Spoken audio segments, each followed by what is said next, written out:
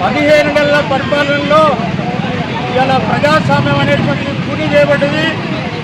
అటు అసెంబ్లీలో చట్టసభలలో మాట్లాడే అవకాశం లేదు, ప్రజాక్షేత్రంలో మాట్లాడే అవసరం లేదు.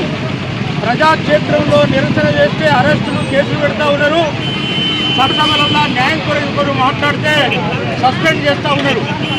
ఇలా జగదీశ్వర్ రెడ్డి ఏం మాట్లాడిండో చెప్పకుండానే మరి దుర్మార్గంగా ప్రజాస్వామికంగా సస్పెండ్ చేయడం జరిగింది.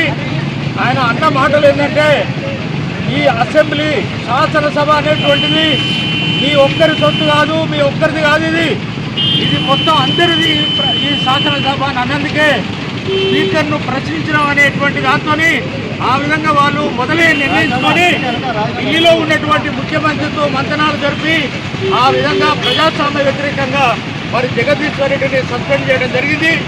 ఖబర్దారు రేవంత్ రెడ్డి ఇలా కేటీఆర్ నాయకత్వంలో మరి మళ్ళీ తెలంగాణ ప్రజలందరూ కూడా ఏకమై ఆ విధంగా దండుగా నీ ప్రభుత్వాన్ని నిలదీయడానికి, నీ ప్రభుత్వాన్ని ప్రశ్నించడానికి వస్తూ ఉన్నారు. కాబట్టి సస్పెండ్లతోని అరెస్టులతోని కేసులు పెట్టి ఆ విధంగా మా నోళ్లు ముగించడానికి మీరు ప్రయత్నం చేస్తామని చెప్పేది అది ఎప్పుడు కూడా చెల్లదు.